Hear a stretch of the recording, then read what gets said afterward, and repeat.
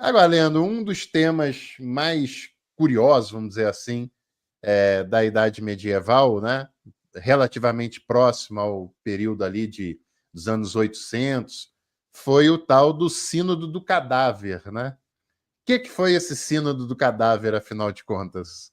Pô, vamos lá, Janci. E aí eu já vou preparar um pouco o pessoal que está nos ouvindo, aí eu já vou pedir que vocês reforcem um pouquinho mais a paciência, porque esse tema ele é apaixonante, provavelmente eu vou perder um pouquinho aqui o controle do tempo, sabe? Fique à Então eu vontade. vou testar um pouquinho aí a paciência de vocês. Vamos lá, Janci, vamos começar por algumas orientações factuais. Uhum. O Sínodo do Cadáver diz respeito a um procedimento que é imposto ao cadáver do Papa Formoso. Talvez isso já seja até uma informação significativa.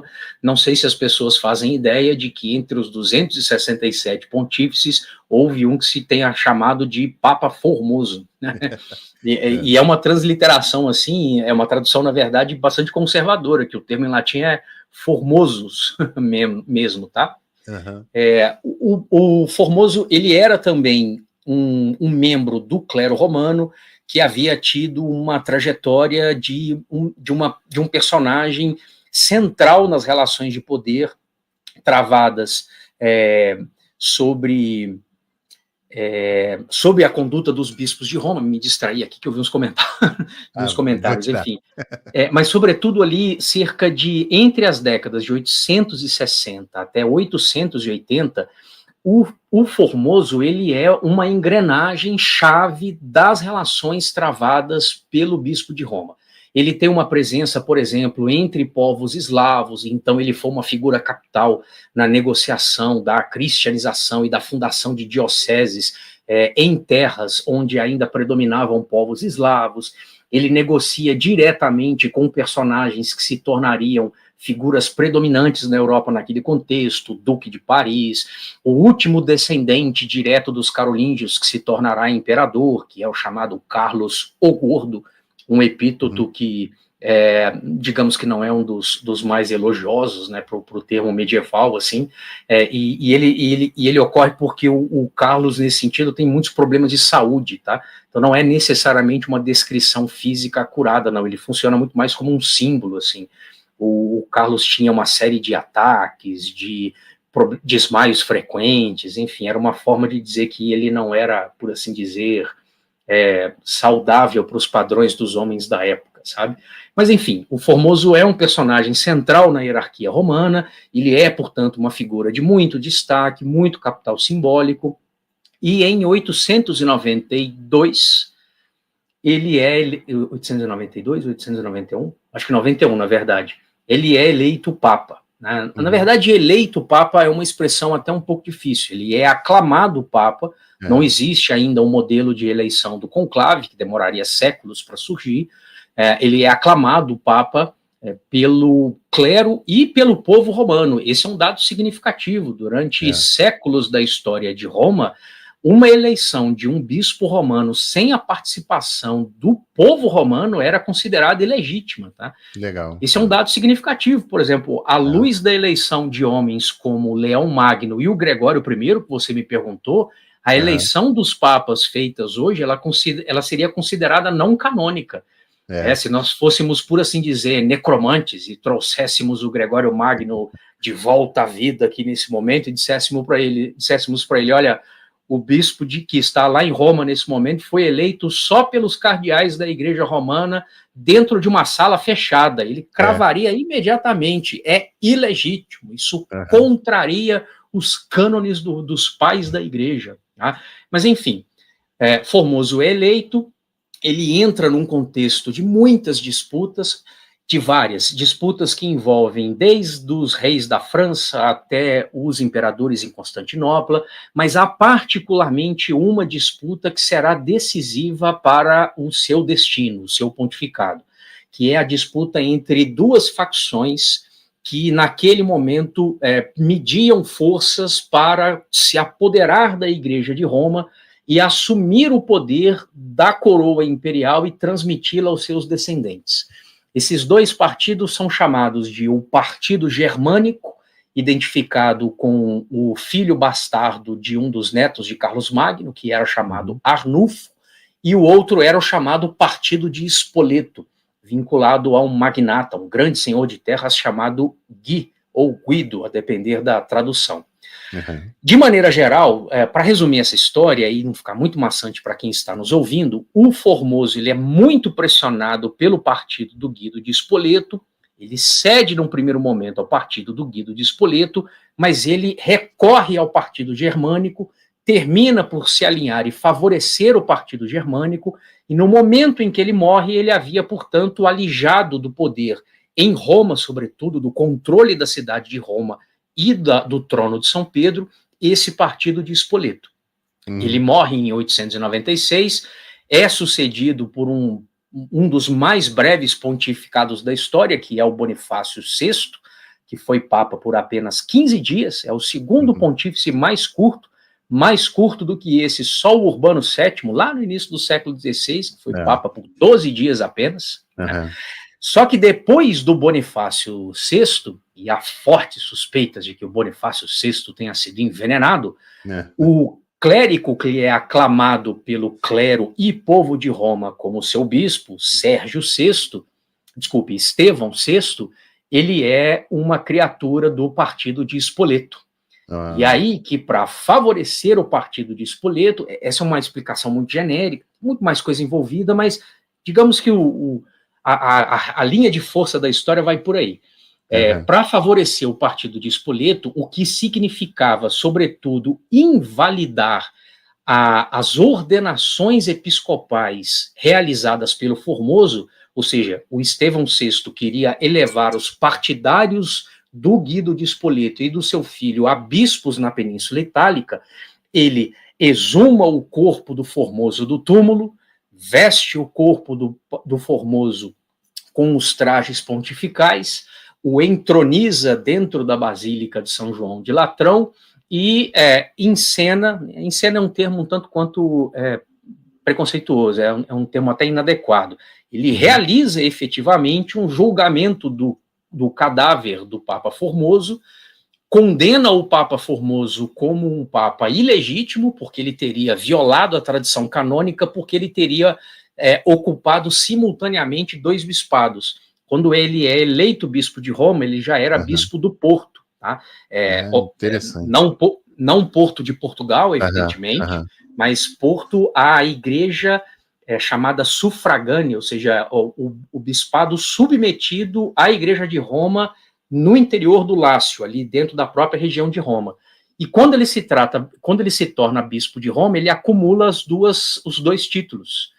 E aí o Estevão VI usa essa prerrogativa para dizer que ele era um papa, portanto, usurpador, ele usurpou o trono de São Pedro.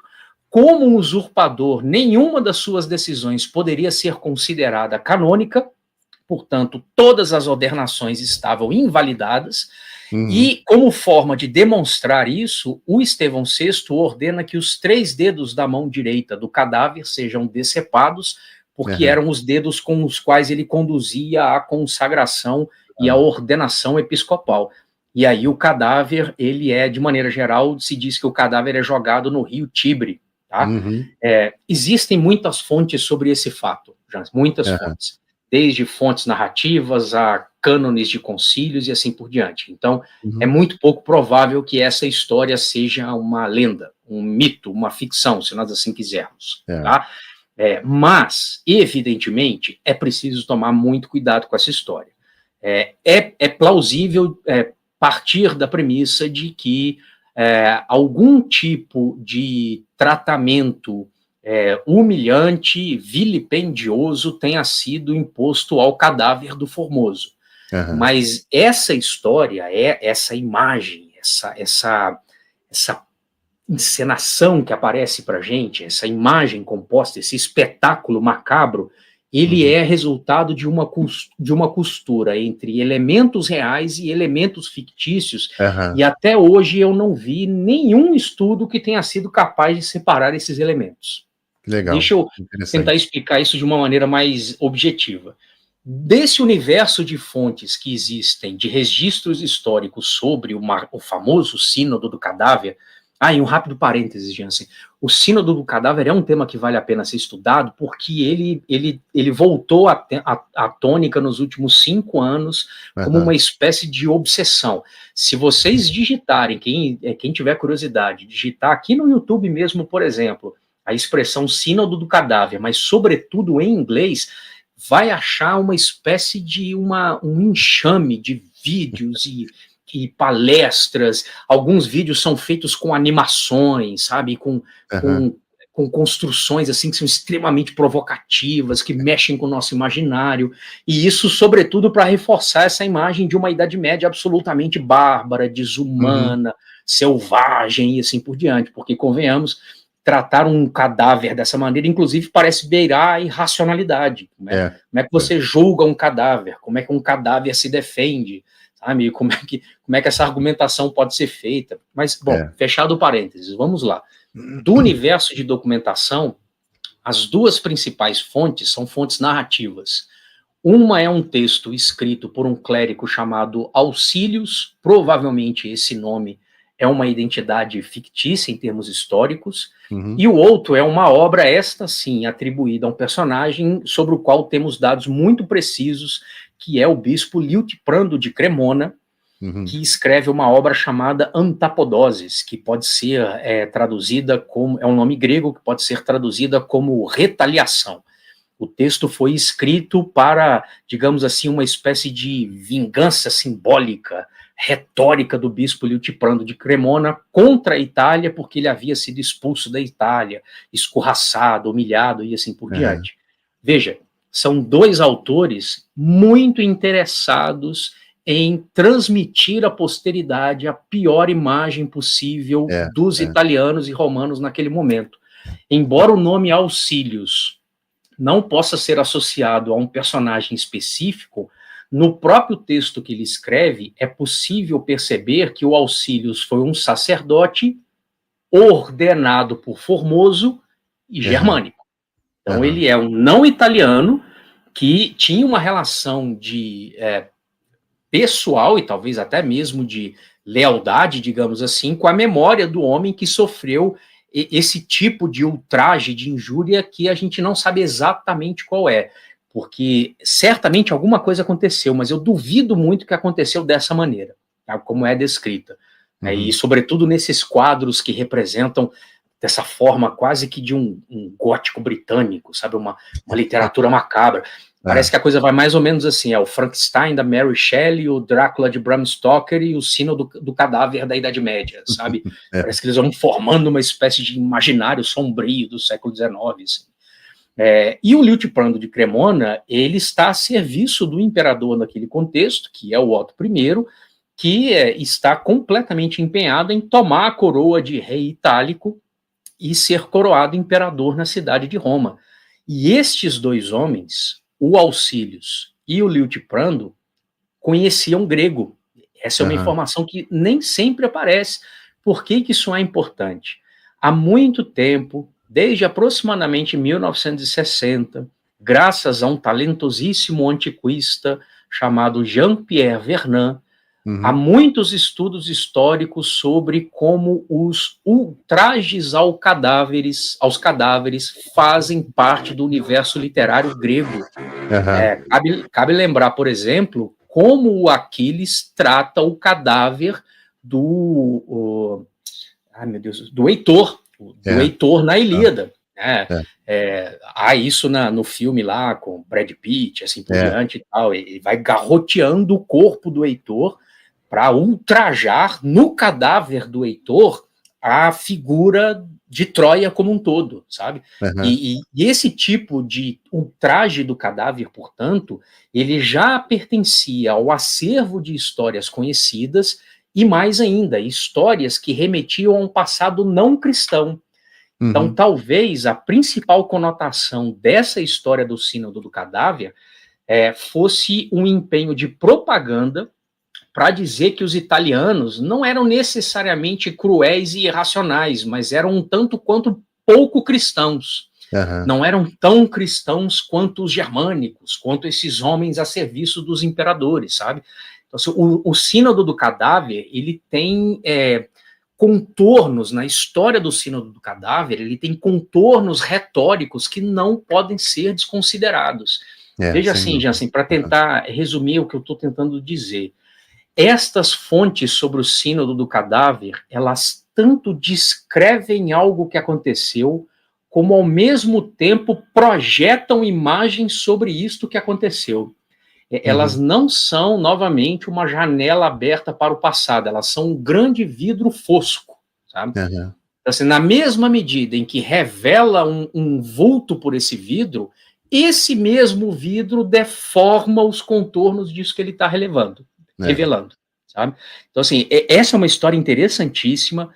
Se alguém se interessar por isso, vale muito a pena estudar, porque estudar isso virou algo muito necessário, porque essa obsessão com o Sínodo do Cadáver, e parece que há uma espécie de prazer estabelecido, sobretudo nas redes sociais, de que quanto mais inacreditável, insólita, monstruosa a história, quanto mais impactante e surreal, mais parece que ela atrai likes, ela serve como clickbaits e assim por diante, sabe? Então, assim, é um tema que hoje, por exemplo, ele permitiria para quem o estuda dialogar diretamente com a maneira como Idade Média, história, é ensinado por meio de vídeos na internet, sabe, posts em redes sociais, muitos deles feitos por pesquisadores em história, que reproduzem essa imagem, simplesmente reeditando o discurso das fontes, sabe, sem considerar o quanto esses discursos das fontes são armadilhas retóricas. E uma fonte histórica, Jansen, nunca é feita apenas para registrar, ela é feita para persuadir, é feita para convencer, sabe? A gente nunca pode perder isso de vista. E aí, gostou do corte que você acabou de assistir? Então não se esqueça de deixar a sua curtida, de se inscrever no canal e aproveite também para visitar a descrição desse vídeo, porque lá tem um material muito rico que certamente vai te interessar.